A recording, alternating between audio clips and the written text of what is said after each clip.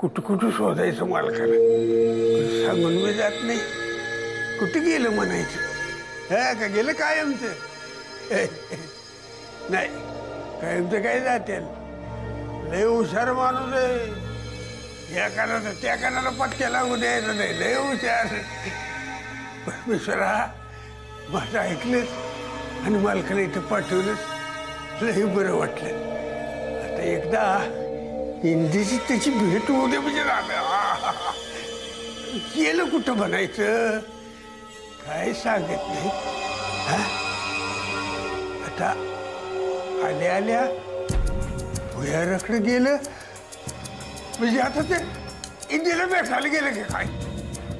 इंदे देवा, माझा आणखी आहे काय?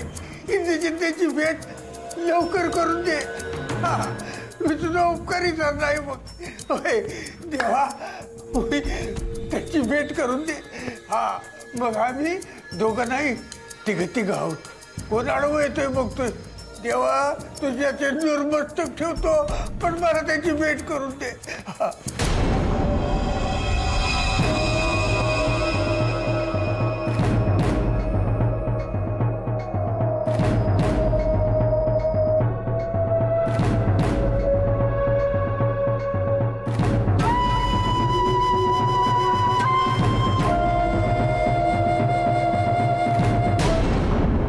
नैनम छिंदन्ति शस्त्राणि नैनम दहति पावका चैनम क्लेदयन्त्यापो न शोषयति मारुता.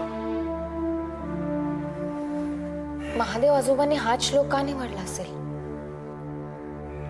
असेल काहीतरी अर्थ असेल त्याला, आणि नुसता नव्हे तर त्यात काहीतरी गर्भितार्थ असेल.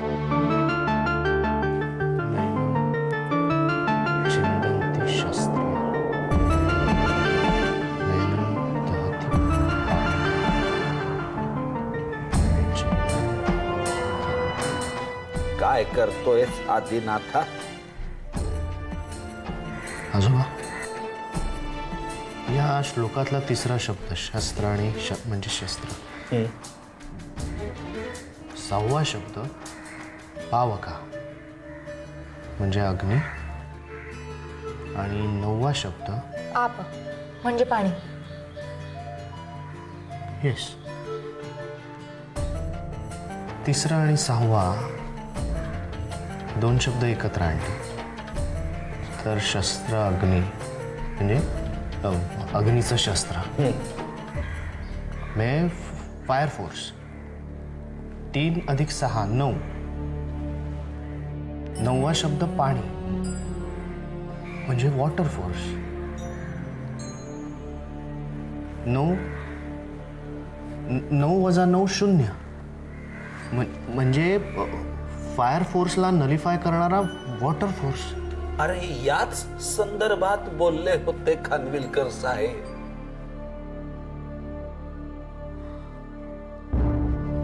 हो, म्हणजे याचा संबंध त्या दोन मूर्तींशी आहे. त्यातली एक सुलेखाकडे फायर फोर्स, आणि दुसरी आपल्याला शोधायची जी वॉटर फोर्सची मूर्ती. याचा अर्थ महादेव आजोबांना त्या मूर्तींविषयी माहिती होती.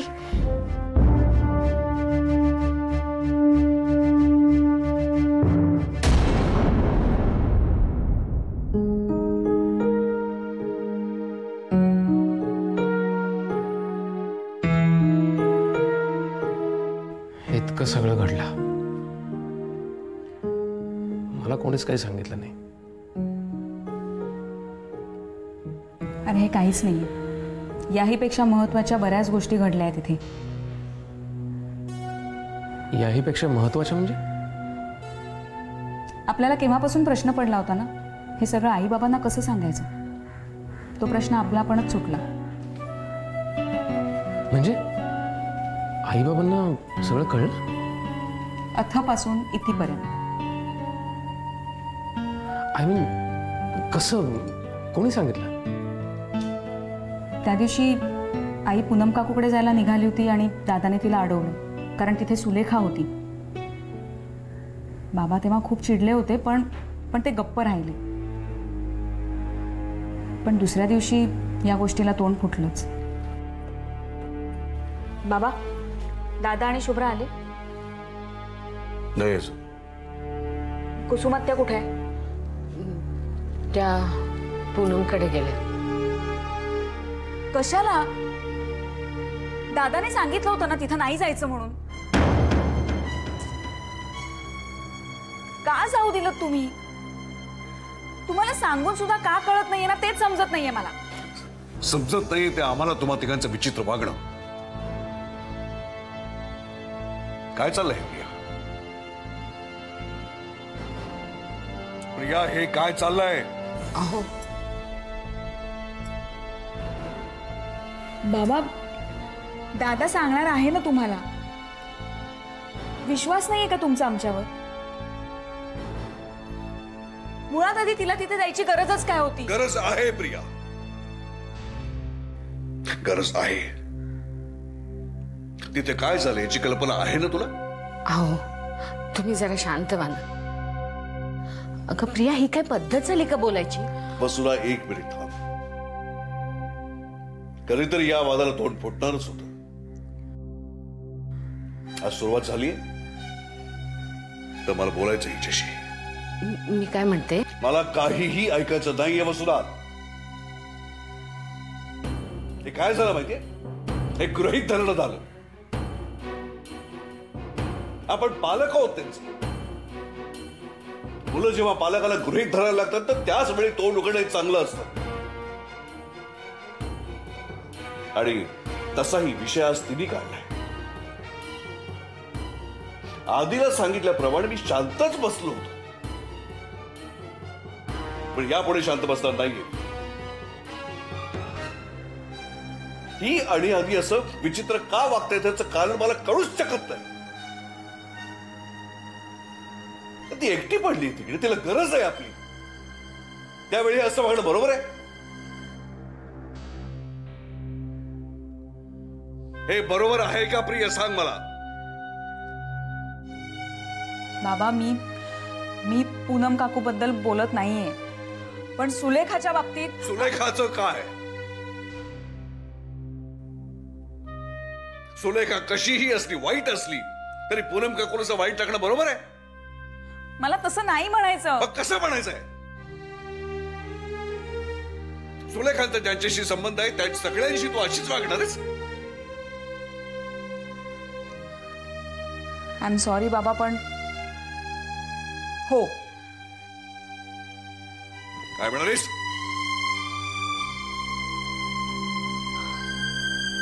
प्रिया, आता बोलणारच का माझ्याशी? कारण माझ्या जीवाशी खेळली येते. काय काय तुझ्या जीवाशी खेळली? हो, माझं तिला काय करायचं होतं मला माहिती नाही, पण त्यासाठी तिने ब्लॅक मॅजिकचा वापर केला. माझ्या शरीराचा ताबा घेऊन या घरात वावरली ती. काय बोलतेस? तुझं तुला कळतंय? माझं नशीब चांगलं म्हणून मी वाचले बाबा, नाही तर माझं काय झालं असतं कोणालाही पत्ता लागला. बस पुरे. खूप ऐकलंय तुझं. या असल्या गोष्टींवरती तू कधीपासून विश्वास ठेवायला लागलीस? आणि या सगळ्या गोष्टींमध्ये मी विश्वास ठेवा असं तुला वाटतंय? माझं काहीतरी झालं म्हणजे मग ठेवाल ना विश्वास? प्रिया, अहो जरा शांत व्हा. आणि अगं शांत काय बा? कसला तरी अंधश्रद्धेवरती विश्वास ठेवून ही मुलगी काय ते बोलतीये? बाबा खूपच चिडले होते, काही ऐकून घेण्याच्या मनस्थितीतच नव्हते. तेवढ्यात दादा आणि शुभ्रा आले आणि बाबांचा पारा आणखीनच चढला. बाबा,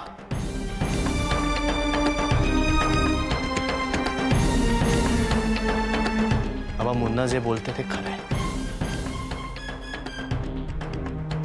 त्यातला एकही शब्द खोटा नाहीये.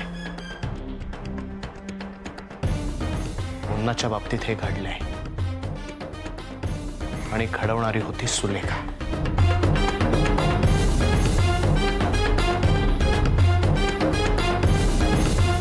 काय बोलतोयस काय तू आधी? होय आई. मुन्नाचं नशीब बलवत्तर होतं म्हणून ती वाचली. तर कदाचित मुन्नाचंही तेच झालं असतं जे निखिलचं झालं, क्षिप्राचं झालं.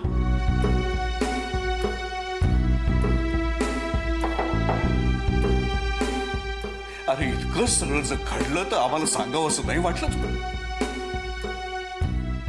या बाबतीत मोठ्यांचा सल्ला घ्यावा असं कधीही वाटलं नाही का? आता तुम्ही मोठे झालात, या मोठ्याला काहीही कळत नाही असं वाटतं तुम्हाला?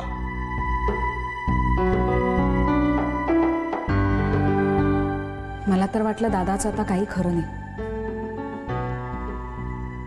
पण आणखीन एक सरप्राईज होतं. आजोबा त्यांना कसं काय अचानक वाटलं इथं यावं आणि ते आले. बाबांचा राग शांत करणं फक्त आजोबांनाच शक्य होतं. मधु,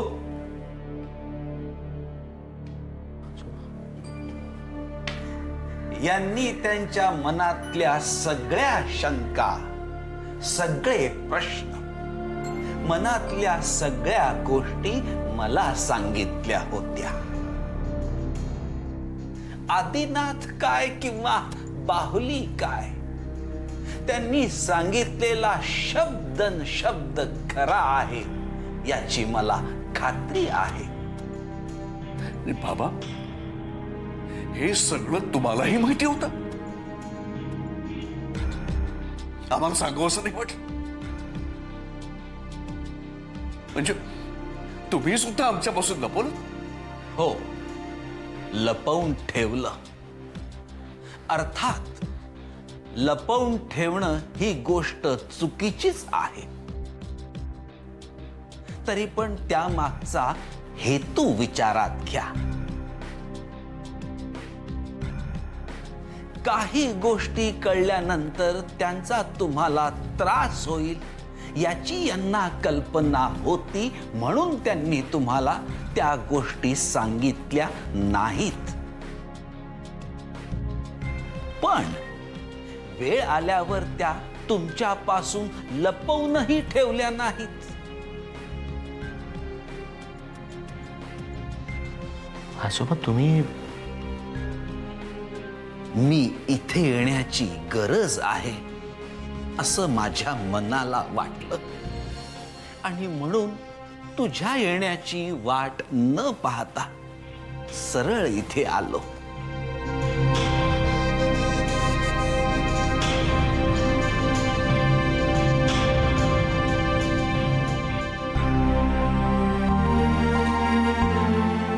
मधु,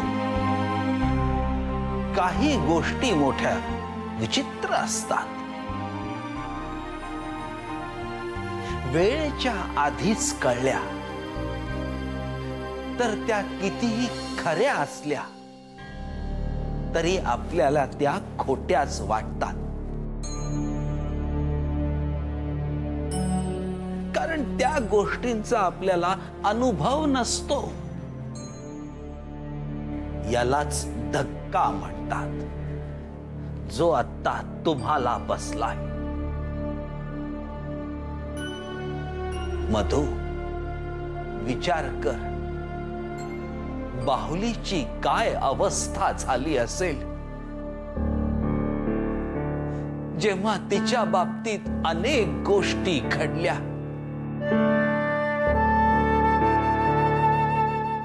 आणि ज्या ती कुणालाच सांगू शकत नव्हती. प्रत्येक चांगल्या गोष्टीची वेळ यावी लागते. ही वेळ चांगली आहे, खचितच चांगली असणार.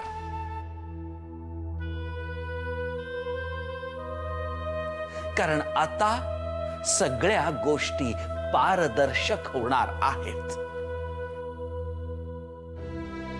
सगळे गैरसमज दूर होणार आहेत. बाहुली, आज बोल तू. विचारायचीस ना मला, आई बाबांना कधी सांगू? आज सांगून टाक सगळं. बोल बाहुली, हीच योग्य वेळ आहे. घाबरू नकोस बाळा, मनातलं सगळं बोलून टाक.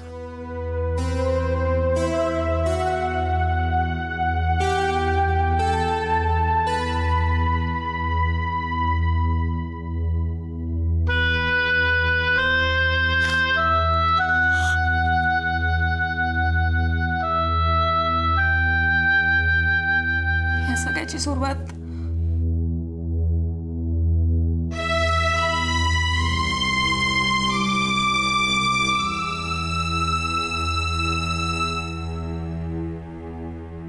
मनातलं सगळं बोलून टाकल्यामुळे मला अगदी हलकं वाटलं. बाबा तर खूपच हळवे झाले होते.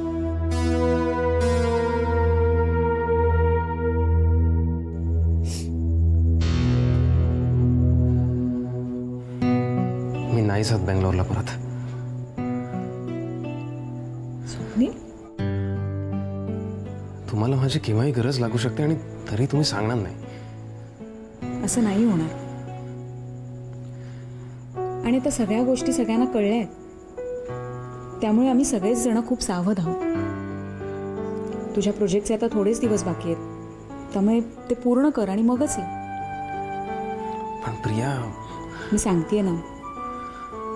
आणि आम्हाला गरज वाटली तर तुला कसं विचारायचं, असं वाटायला तू परकायस का?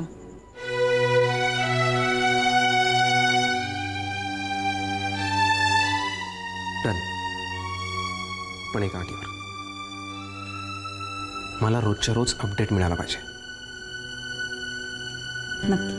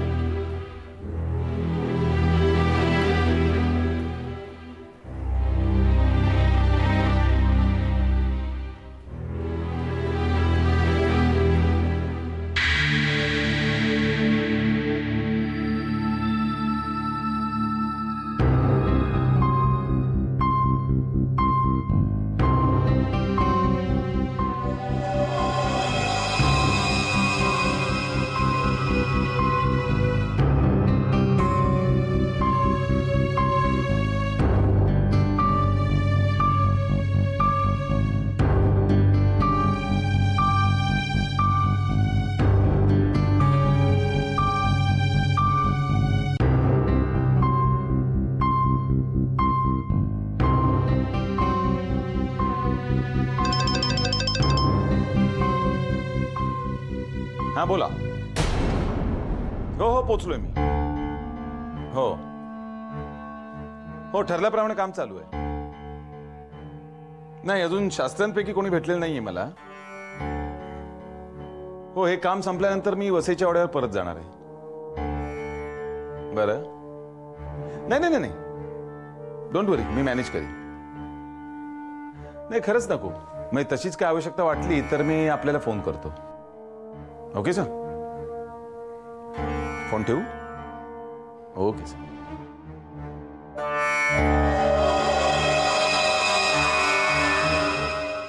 हा भालचंद्रच असावा. कारण हा भालचंद्र नसेल तर मग वाडा, शास्त्री या सगळ्या गोष्टींचा याच्याशी काय संबंध?